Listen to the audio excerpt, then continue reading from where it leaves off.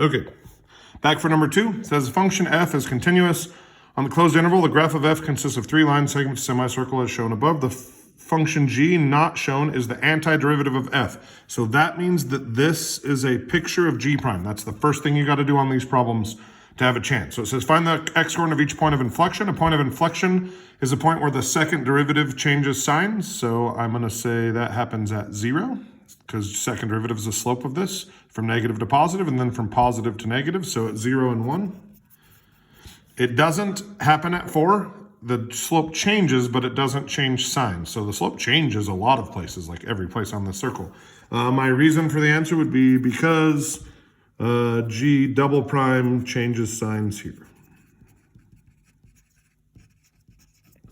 Okay, it says find the minimum value of g on the closed interval, -4 to 7, justify your answer. So again, anytime we are asked for a minimum or a maximum value on a closed interval, we have what are our candidates. So those are the endpoints.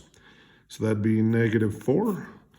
The critical points, except this critical point here is a saddle point, so that doesn't count. This one is a minimum, so at 4, and then at 7.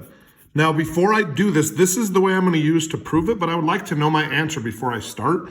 And I see that this area is big negative and this area is big negative. I guaranteed that's my minimum right there, because wherever we started, we went down, down again, and then from here to here, we go up.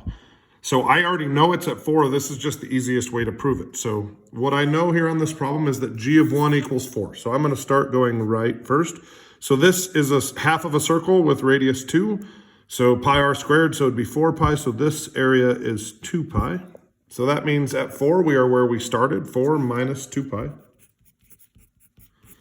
Okay, then this area is a 2 by 2, so that area is 2.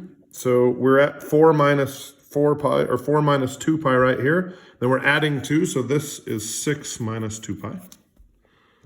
Okay, and then at -4, so we have to take this away. So this is a 5 by 2, so area of 5. And from left to right, this is going to take us down. So if we were at 4 here, then at the start we had to be at 9. Because if right here we're at 4, this took me down, so that's a 9. And I would say the min is 4 minus 2 pi at x equals 4. And my reasoning, I would say, I listed the 3 possible places I could have the absolute min, and this is the smallest value of any of those places. That's all the justification I need. If you want to describe it in a different way, you could say from -4 to 4, the function is decreasing the entire time, and then from 4 to 7,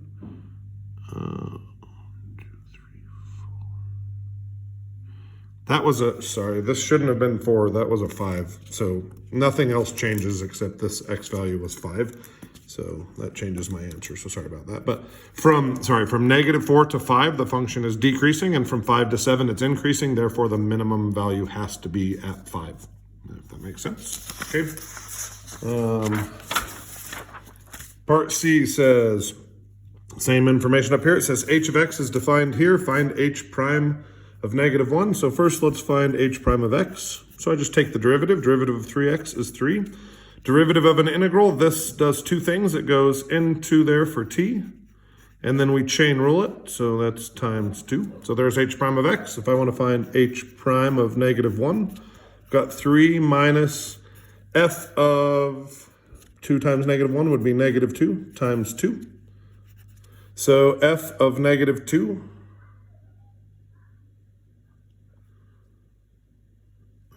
f of -2 is right there. So this is the point -4, 0, and this is the point 0, -2. So that means I went down 2 over 4. So that means I have a slope of -1/2. So this has got to be the point from here down 1 over 2. So I have a point -2. It's got to be -1.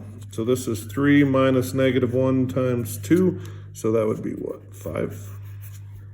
Okay, took me a minute to put together what f was. This is a picture of f, or g prime. Then we need h double prime of x. The derivative of this right here, so would be, the 3's gone, so got a negative.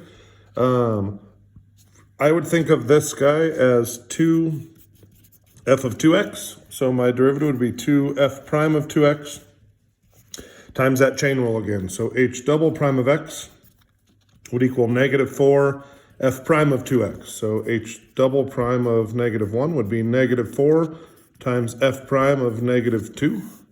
F prime of negative 2 would be the slope here, which we'd said on the last problem was negative 1/2. So I get negative 4 times negative 1/2, which equals 2.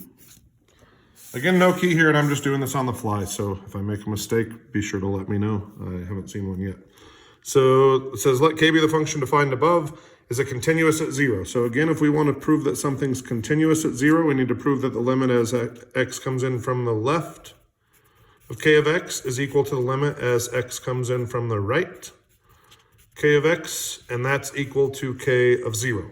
So the limit as we come in from the left, so we do the limit as x approaches 0 from the left of f of 3 minus x minus x. We'd plug a 0 into there, so it'd be f of 3 minus 0. So f of 3